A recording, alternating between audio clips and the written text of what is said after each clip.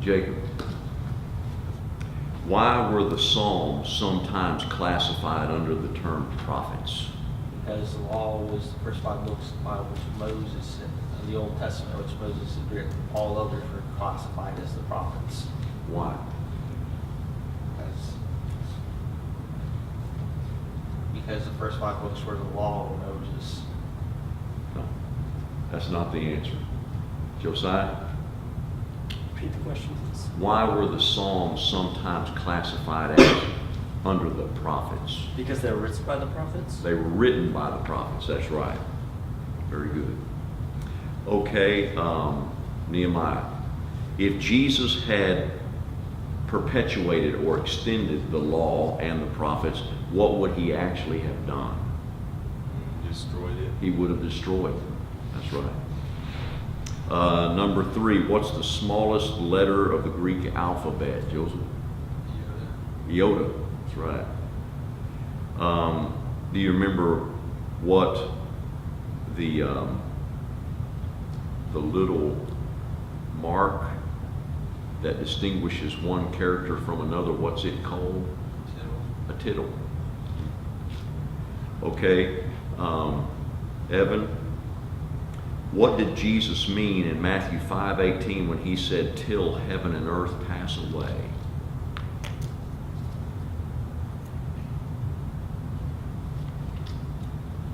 He was saying that he wasn't gonna change the law or destroy it until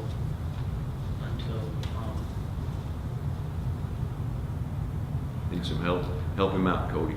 And it would have been easier if heaven and earth passed away before it would have been destroyed. That's right. It was the proverb. And where is the proverb spoken more clearly? Luke 16:17. Yes, very good. Okay, so when you have a difficult passage and then you have a simple passage, and they're both talking about the same thing, use the simple passage to help you understand the more difficult passage. Don't do it the other way around. Don't try to take the difficult passage and try to use that to change what the simple passage is saying. Okay? Number 5. Justin, when Jesus said in Matthew 5:18, "Till all be fulfilled," what did he mean by the word all?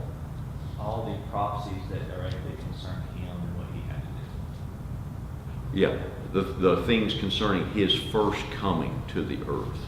His first coming. Okay. Jacob, why did Jesus constantly say in Matthew 5, "You have heard that it was said"? Why didn't he say it is written? Many times what people heard from the Old Testament came from what they were hearing in the synagogues. That's right. They were learning audibly by hearing it read to them in synagogue. Okay? Josiah, what contrast is being made when Jesus said, "You heard that it was said"? Was he referring to what the Old Testament actually said, or was he referring to the perverted teachings of the Pharisees?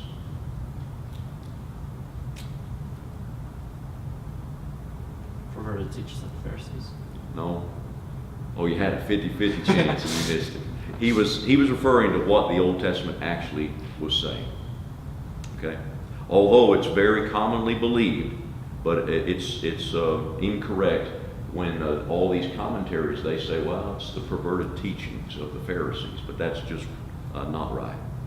All right? Nehemiah, was Jesus teaching New Testament doctrine in Matthew 5, or was he just clarifying what the old law really said? Teaching New Testament doctrine. He's teaching new doctrine. What do you call it? Would be New Testament doctrine? Would you call it New Testament doctrine that would be New Testament doctrine, since it wasn't in action then? Right. He's saying, here's how things are going to be when my kingdom arrives. All right, the last question from last night, Joseph. Was it possible for Jesus to teach new things while the old law was still in force? Would that have been a violation of Old Testament Scripture? No. Matter of fact, it was a fulfillment of Old Testament prophecy that he would do that in Isaiah 52 and verse 12. And so that's exactly what he did do.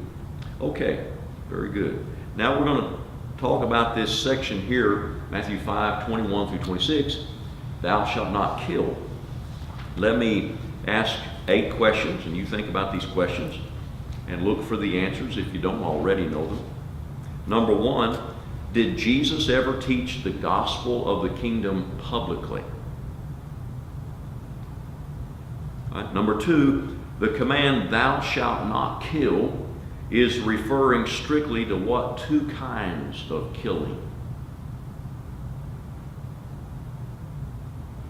Number 3, what words did translators supply in verse 22 which were not in the original text? They just added them.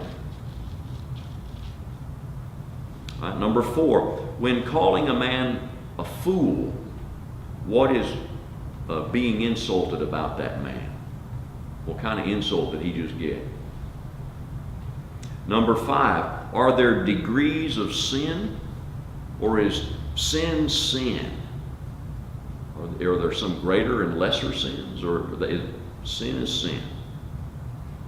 All right, number 6, why would men lay their hands on the head of a sacrificial animal before offering it up as a sacrifice?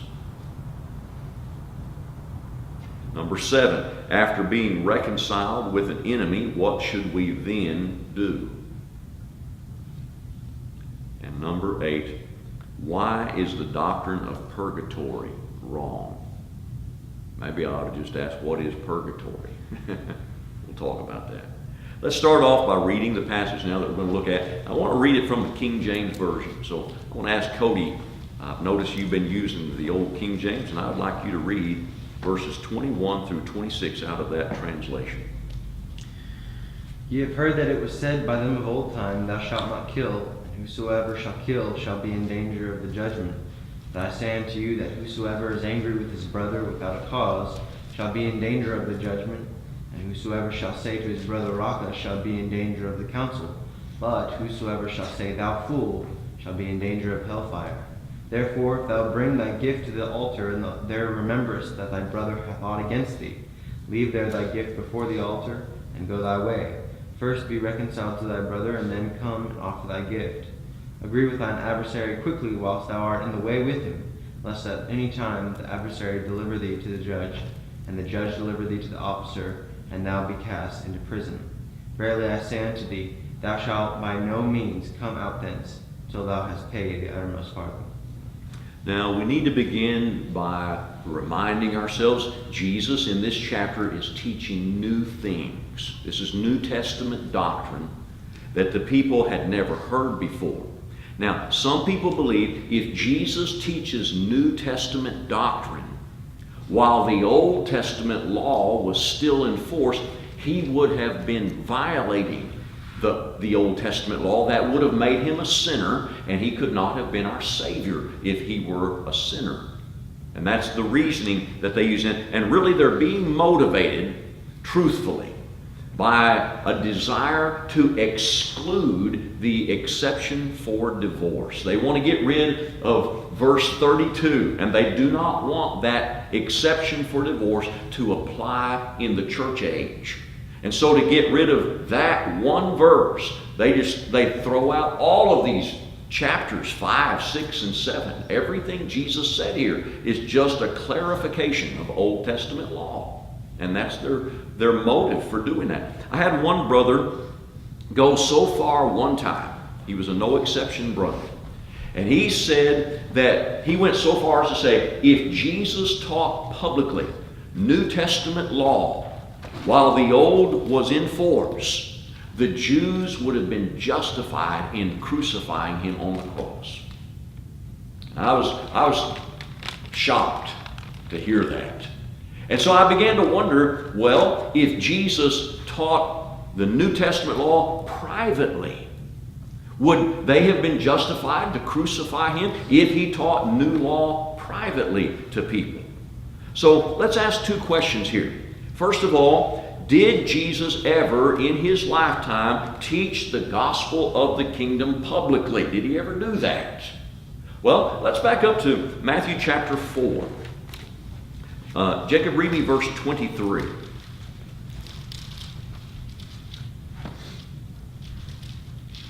And Jesus went about all Galilee, teaching in their synagogues, preaching the gospel of the kingdom, and healing all kinds of sickness and all kinds of disease among the people. Okay, I would suggest, if you're not opposed to marking in your Bible, underline the gospel of the kingdom right there. The gospel of the kingdom. Because that's what he's teaching, and he's teaching it publicly. Okay. Now, yes, he taught the gospel of the kingdom publicly. Now, the second question I want to ask is, did Jesus ever teach the gospel of the kingdom privately? Well, let me just say this. We know he's teaching the gospel of the kingdom in verse 4. So we're asking now, did he teach it publicly or privately? Is that public or private? Somebody might say, oh, that was a private thing. He's going around teaching it just privately. Well, let's ask this question. Did he ever teach it publicly? Well, go to John chapter 18. Josiah, you read for me. John 18, verses 19 and 20.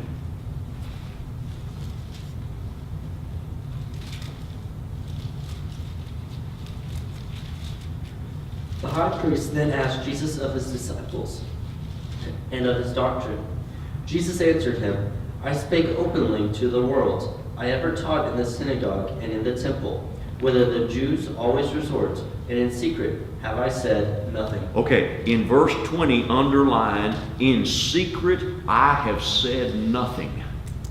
And he's being asked about his doctrine that he's been teaching. And he said, in secret I have said nothing. You need to really remember that verse right there, because even the no exception brethren admit that on some occasions Jesus did privately teach gospel law to his disciples. Now they say it was just to his disciples. It was in private. He didn't do it in public. If he did it in public, he would have violated Mosaic law and he would have deserved to be crucified. So he taught it privately. But here, this passage plainly says he's being asked about his doctrine. As a matter of fact, you might underline that in verse 19. His doctrine. And he said, in secret I said nothing. In other words, everything I taught was eventually made public. So the murder of Jesus was unjustified. Now that's just the way it is. Whether he taught gospel publicly or privately, it was an unjustified murder when he was crucified. All right, let's start with verse 21 now. Matthew 5:21. Reread that for me, Cody.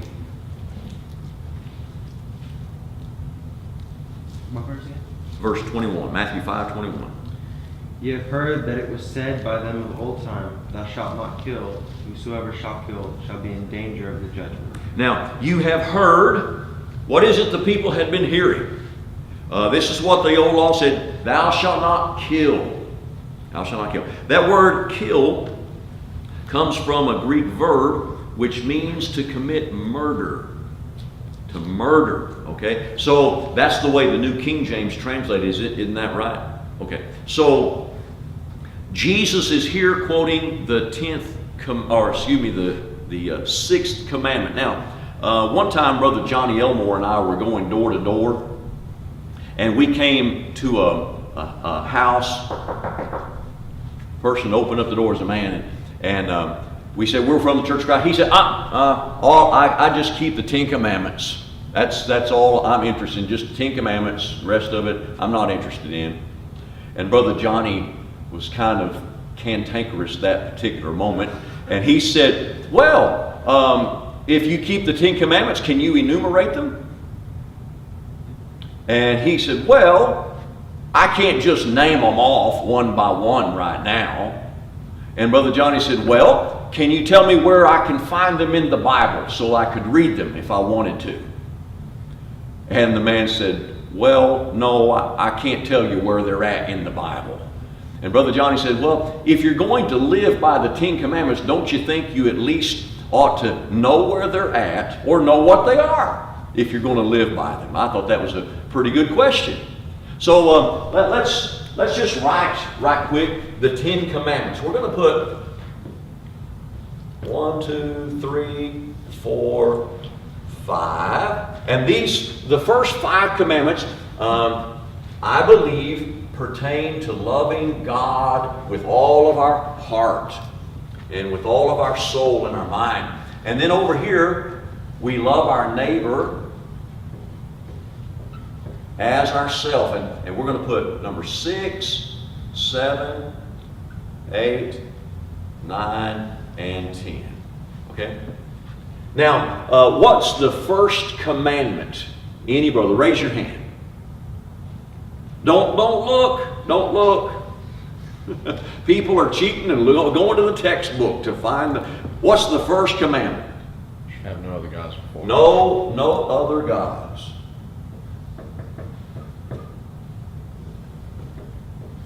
All right. What's the second commandment? Somebody besides Nathan. Nobody? What if we've already looked? Oh, well, if you've cheated already, go ahead and tell me your cheating answer.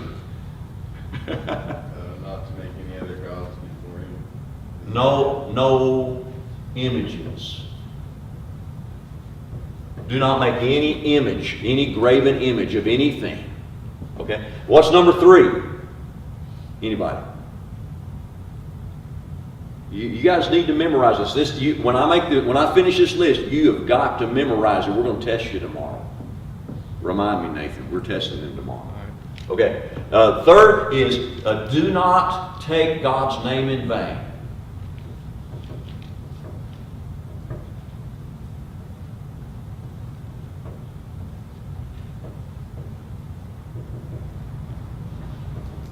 Okay, that's a lot.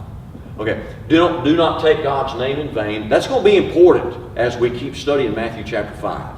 Okay, what's number 4? Anybody? The 4th commandment. That's an important one right there. It's a great controversial deal. Sabbath day. Remember the Sabbath. All right. The 5th commandment.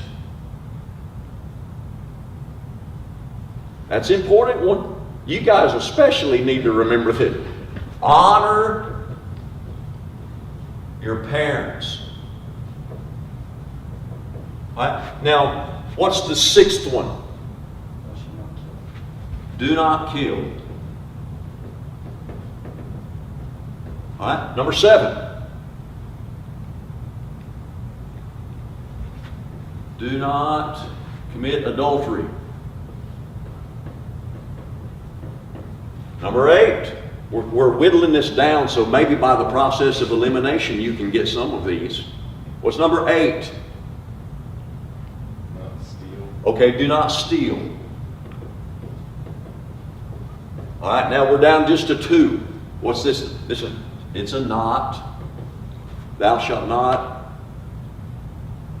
bear what? Also, Bear false witness. Okay, and then the last one. covet thy neighbor's wife. Do not covet. You don't covet your neighbor's wife. You don't covet anything your neighbor has. Now the reason, there were 2 tables of stone. Moses had 2 tablets. And on them was written the 10 commandments. And I believe that the first tablet had the first 5 commandments. And these things pertain to loving God. And somebody looks at that 5th one, honor your parents, and they say, I think that belongs over here. I don't. I think it belonged on the first tablet. I'll tell you why. Because the parents were God's law to the kids. And if you don't obey your parents, well, you're not obeying God. And so I believe it belongs over here on this first tablet. Now over here, these commandments pertain to loving your neighbor. And that's why Jesus, when he was asked, what are the 2 great commandments? Or what is the greatest commandment? He said, the great commandment, the first commandment is, thou shalt love the Lord thy God with all thy heart, with all thy mind, with all thy soul, with all thy strength. And the second commandment is, you shall love your neighbor as yourself. On these 2 commandments hang all the law and the prophets.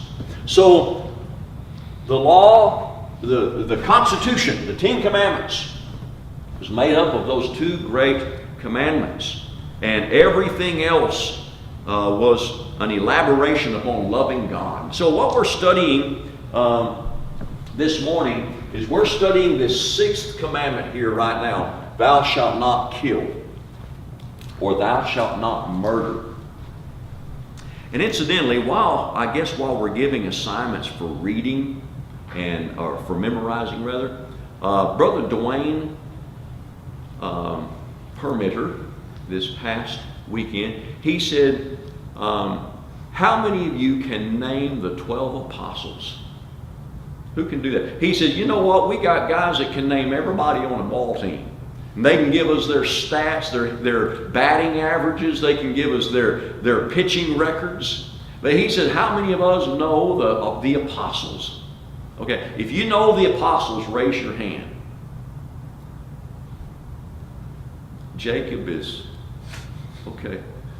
Well, let's make our list of the apostles. This is another list you need to remember. Number 3, 4, 5, 6, 7, 8, 9, 10, 11, 12. First one. Matthew. Oh, Peter. Peter. Andrew. Andrew is his brother. Number 3. James. Number 4. John. Number 5. Matthew. It's Philip.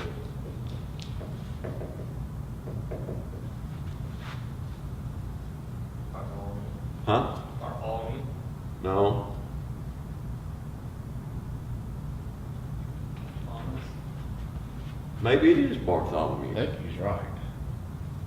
Maybe depending on which list you looked at, but I'm pretty sure it's Bartholomew. I don't even know how to spell Bartholomew. Look it up. We're going to look up Matthew's list. It's going to be in chapter 10. It's going to be at the top of that chapter. Okay. Philip and Bartholomew. Then we have Matthew, Well, Thomas. Thomas.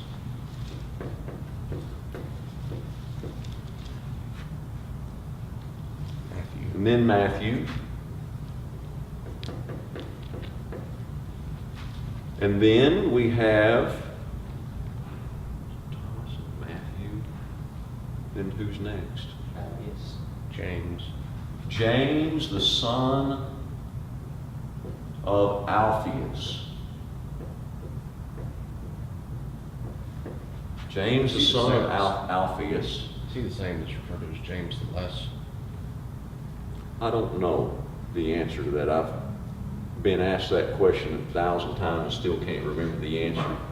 James. Then we have Lebbeus, who is also surnamed what? Thaddeus. And then we have, isn't it Simon? The Canaanite. Simon the Canaanite.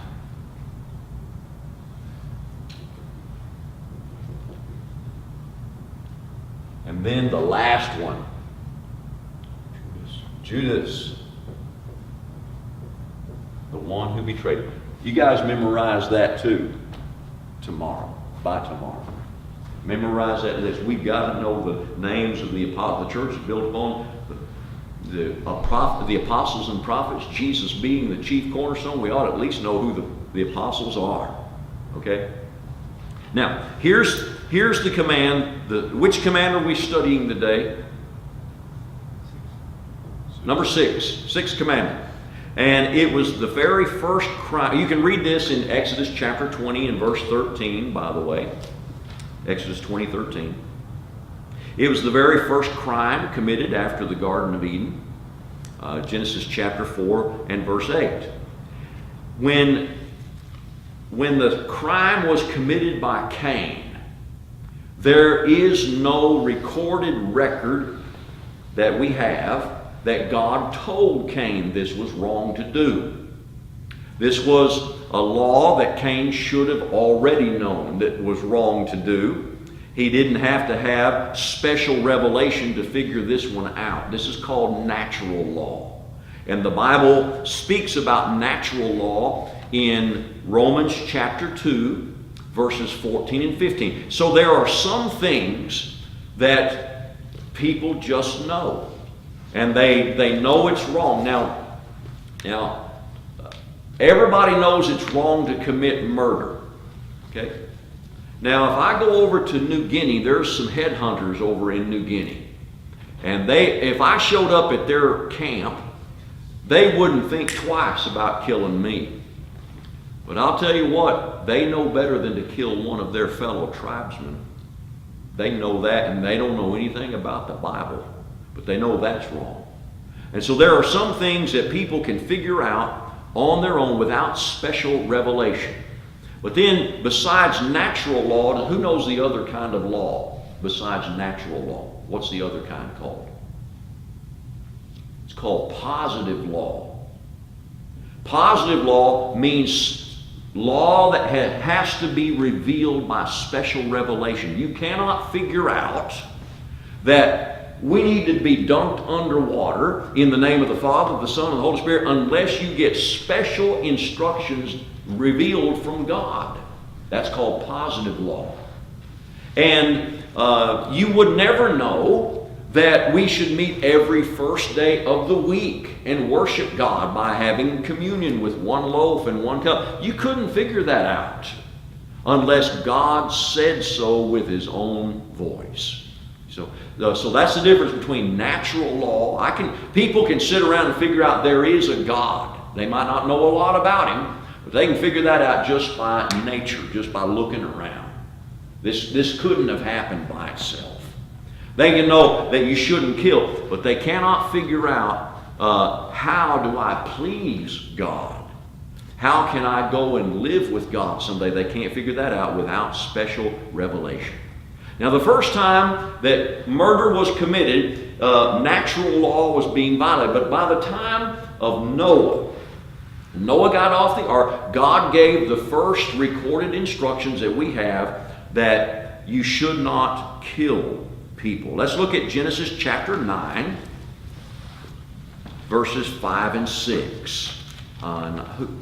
Nehemiah, since I don't know where I'm at on my reading, you read. Genesis 9, verses 5 and 6.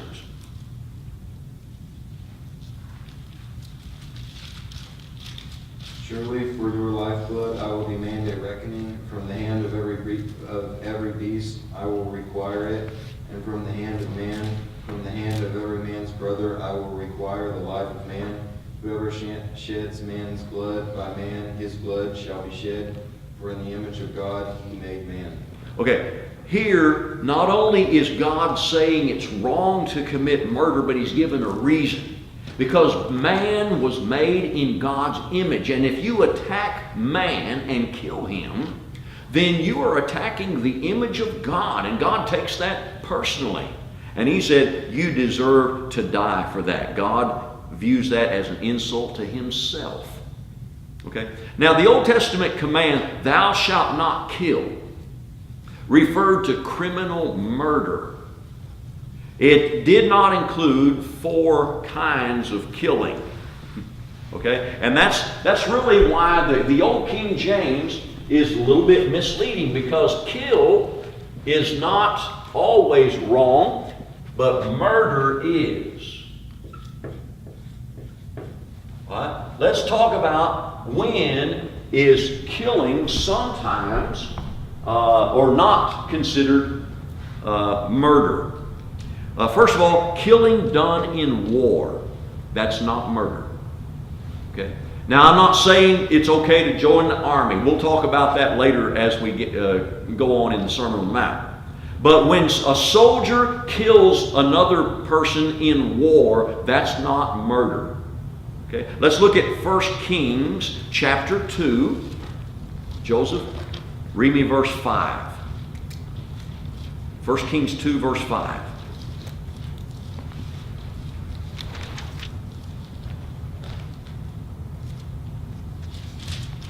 Moreover, you know also that Joab the son of Zeruiah did unto me, and what he did to the two commanders of the armies of Israel, to Abner the son of Ner, and Amasa the son of Jether, whom he killed. And he shed the blood of war in peacetime, and put blood of war on his belt that was around his waist, and on his sandals, and around his feet.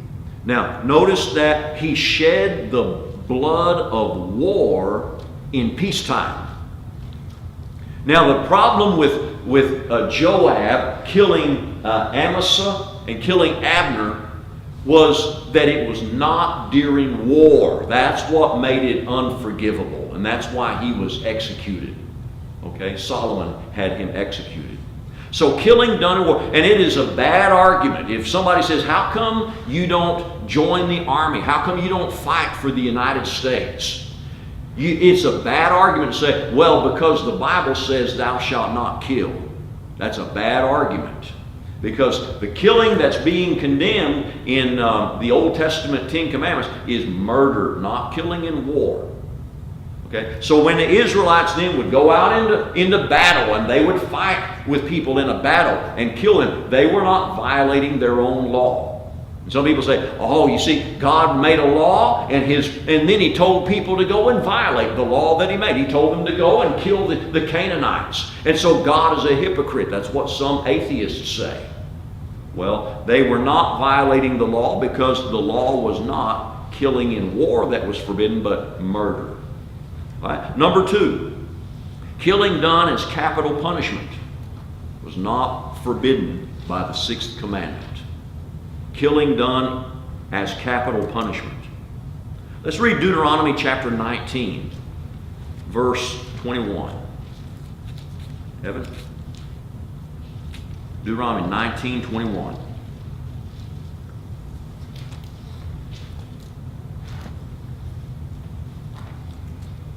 And thine eye shall not pity, but life shall go for life, eye for eye, tooth for tooth, hand for hand, foot for foot. Now this is being spoken to the judges of Israel. And so if there is an offender, life shall go for life. You shall kill the offender. And that killing, when they executed a criminal, they were not guilty of violating the 6th commandment. Okay? Look at Deuteronomy chapter 13 while we're there. Cody, read me verse 9. And this is concerning an idolater.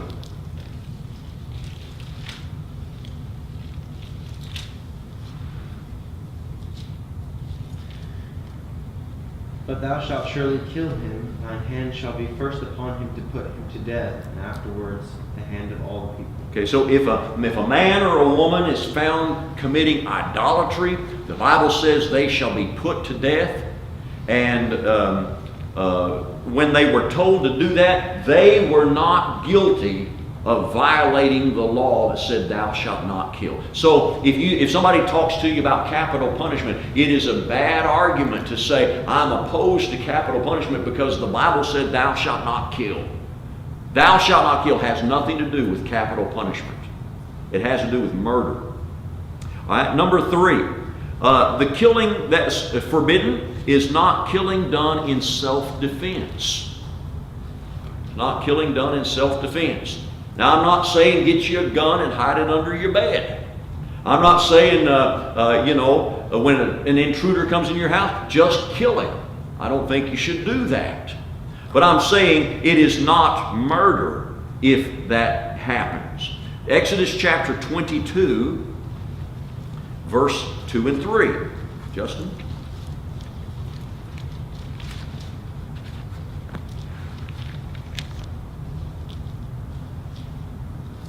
If the thief is found breaking in, and he is struck so that he dies, there shall be no guilt for his bloodshed. If the sun has risen on him, there shall be guilt for his bloodshed. He should make full restitution. If he has nothing, then he shall be sold for his death. Okay.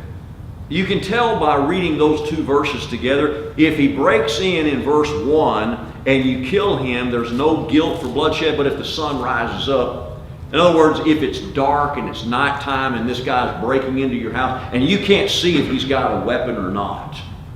So you don't know if he's armed, you don't know his intentions because it's dark.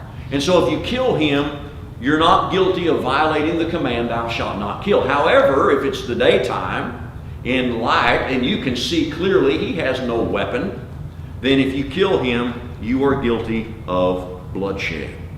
All right? And finally, number 4, thou shalt not kill is not killing done as an accident.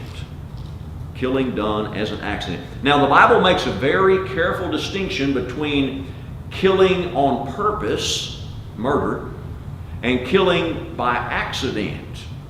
Okay? It's interesting, when we lived in Russia, I was trying to teach this to the Russian brethren, and they just have one word for killing, and that's it. It's just, and so I was saying, you should not kill on purpose, and killing on accident is not considered murder. And so my translator is trying to translate that. Killing by accident is not killing. And it just wasn't coming out. We have another word for killing by accident. What's the word? Manslaughter. Manslaughter.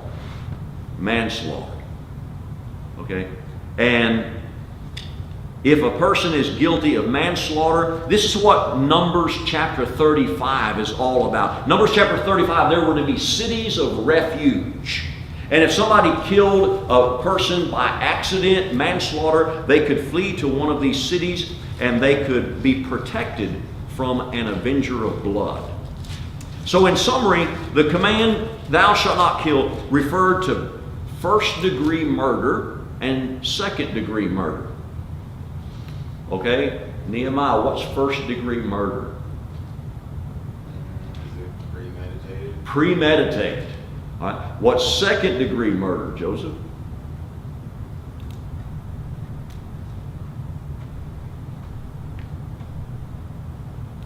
Josiah? Jacob? I determine whether it was premeditated or not. What's killing? What's murder that's not premeditated? How could that happen? Spur of the moment. Spur of the moment. That's right. In a fit of anger, you go into that bar that you shouldn't have gone into, and you're just sitting there minding your own drink, sinning by getting drunk, and then someone does something, you get into a fight, and you end up killing the guy. That's second-degree murder. You go to jail for that. Shouldn't have been drinking to start with. Okay? So, that's what is forbidden by thou shalt not kill. Thou shalt not murder. First and second degree murder.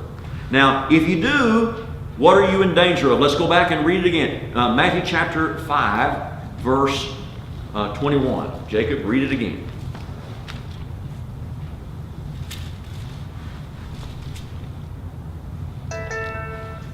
You have heard it was said of those of old, you shall not murder, but whoever murders will be in danger of the judgment. Okay, the judgment. Where did the old law say thou shalt be in danger of the judgment if you do that? Now, the Old Testament law did not explicitly say that, but it did imply that. And when God implies something, He's not being silent. He's speaking by what He's implying. Okay, that's exactly what Jesus taught in Matthew chapter 22, when the Sadducees said, here's this woman that was married to 7 brothers, and they all died. None of them, there was no children produced. So on resurrection day, whose wife shall she be? Because all 7 brothers had her for a wife. Okay? And so they didn't believe in the resurrection. And Jesus said, have you not read what God said to Abraham, or to Moses? I am the God of Abraham, Isaac, and Jacob. He's not the God of the dead, but of the living. And when God said, I am the God of Abraham, Isaac, and Jacob, He implied that there was going to be a resurrection. Now, when God implied that, He wasn't being silent about resurrection. Implication is not silence. And God implied, you shall be in danger of the judgment. He did not explicitly say that, but He implied that. Where? did God imply? You shall be in danger of the judgment. Look at Deuteronomy 16, verse 18. Deuteronomy 16, verse 18. Josiah?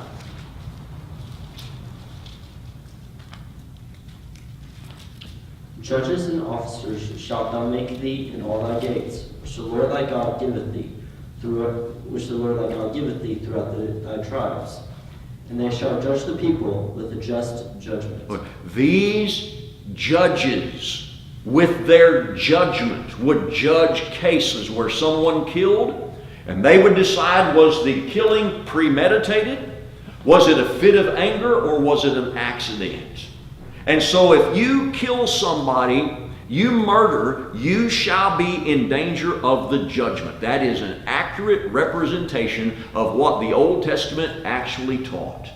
And there is nothing in verse 21 that indicates the Pharisees had perverted that some way, and Jesus now has to correct the perverted teachings of the Pharisees. There is nothing perverted there in verse 21. So what we are going to read is not Jesus correcting a perversion and telling us what the old law really meant or what it really taught. What we are about to read is new law, New Testament law. Okay, so let's read this New Testament law, Matthew 5, verse 22. Nathan? But I say to you that whoever is angry with his brother without cause shall be in danger of the judgment.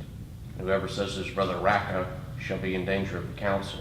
But whoever says, you fool, shall be in danger of hellfire.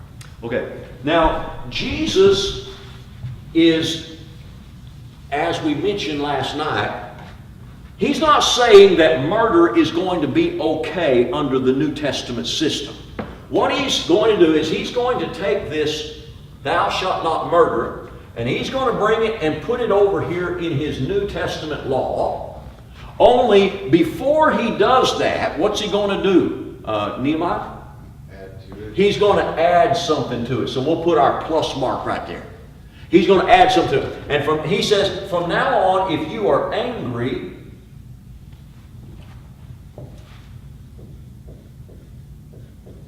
with your brother, that is equal to murder.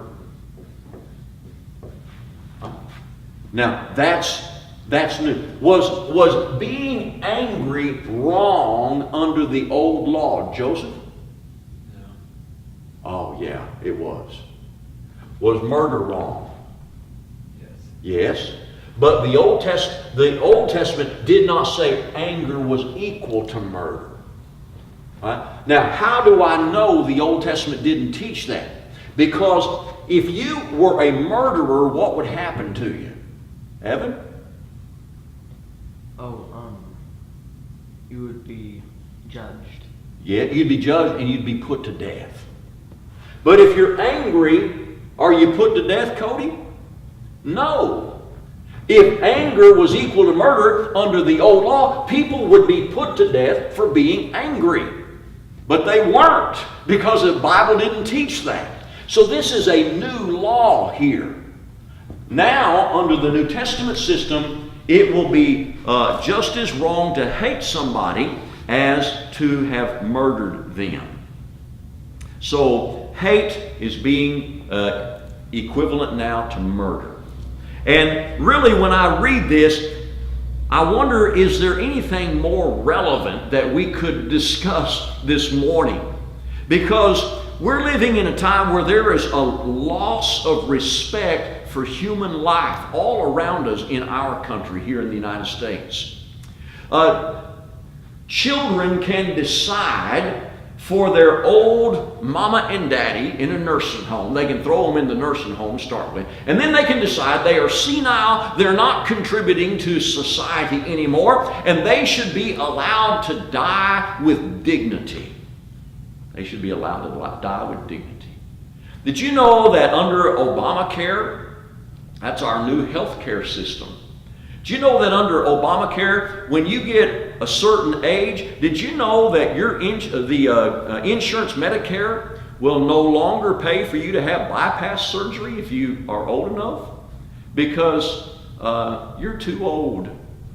If we gave you bypass surgery, you might only live maybe 5 more years anyway. You might as well just die. And so there's no respect for human life. Okay? We have a teenage girl that ends up getting pregnant. And so to save her some unnecessary hassle, she doesn't want a baby right now. That's a real inconvenience. She just goes down to an abortion clinic and kills that baby. And it's her body. But what about the baby's body? Nobody thinking about that baby. Parents can go and have their unborn baby tested, and they can find out, oh, it's going to be a girl. We wanted a boy. And they can abort the baby just because it's not the right sex. And so where will it all stop?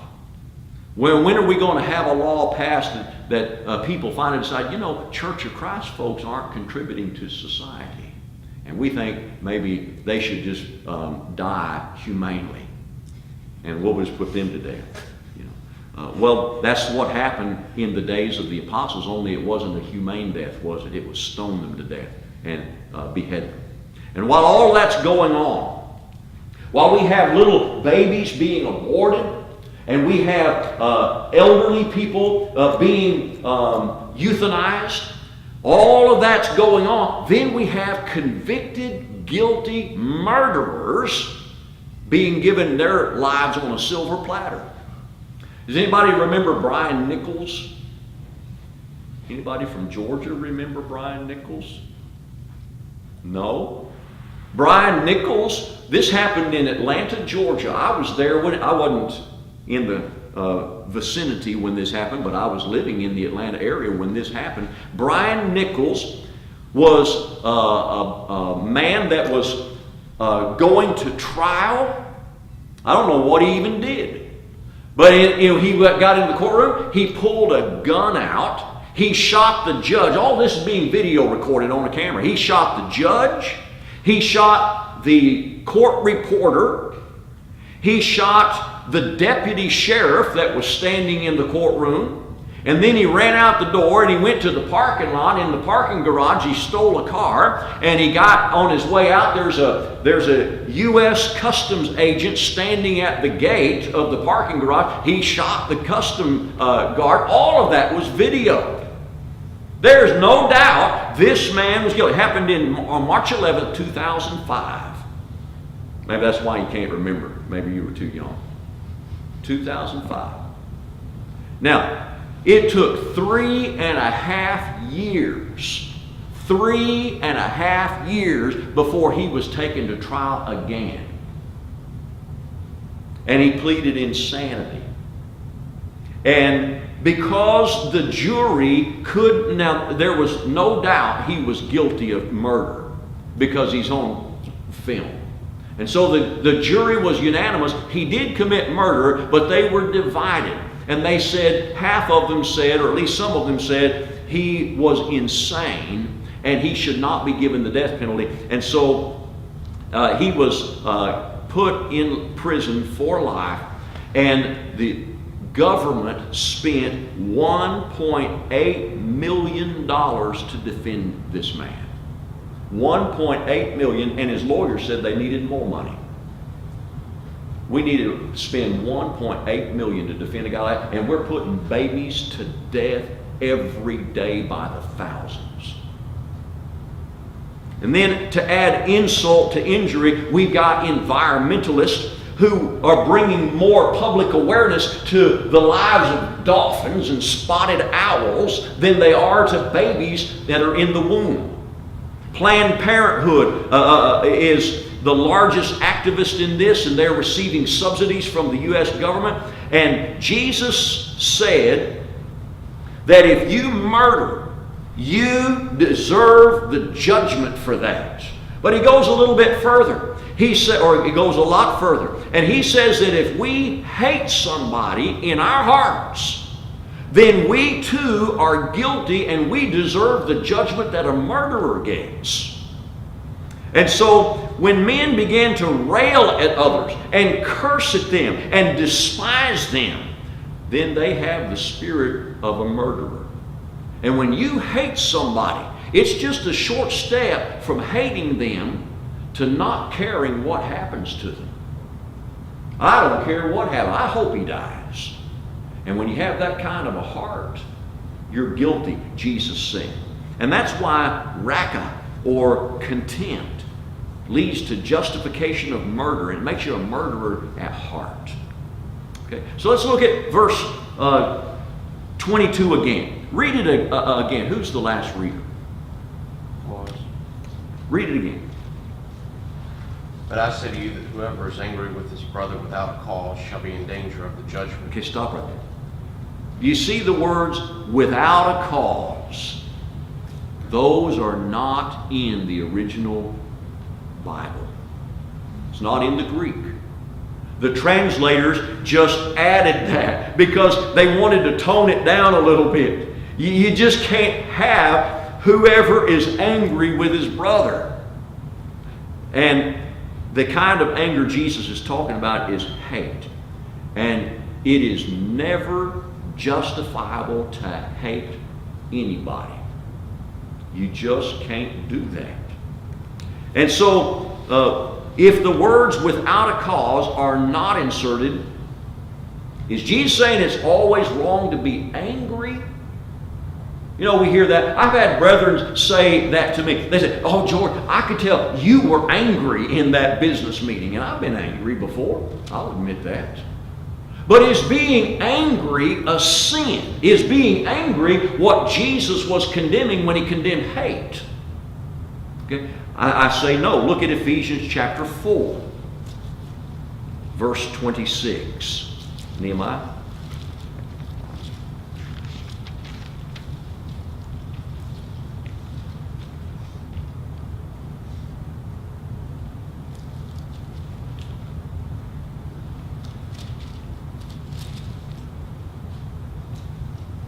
Be angry and do not sin. Do not let the sun go down on your wrath. Okay, that's an important verse right there. You might circle that verse right there. Be angry and do not sin. Now, we are warned, don't sin when you are angry. Because when you're angry, it's very easy to start making rash decisions and start doing things rashly that are sinful. And so you need to be very careful on your guard. But just being angry is not sinful. Look at Mark chapter 3. Joseph, read me verse 5.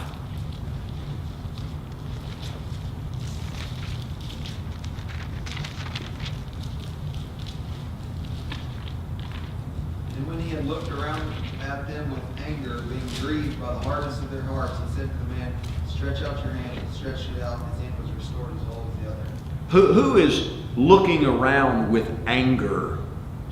Jesus. That's right. Jesus never sinned, but he was angry in this verse of Scripture. And so there is a difference between sinful anger and godly anger. Godly anger we call righteous indignation is the way we describe that in fancy terms.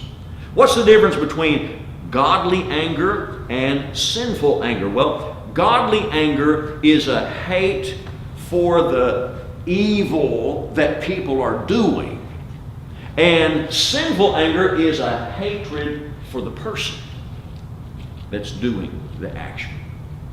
And we need to try to be careful here that when we hate what someone's doing, we don't end up hating them.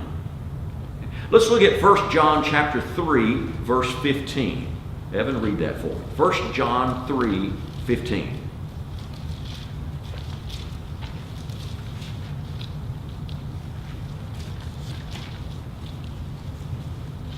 Verse 15.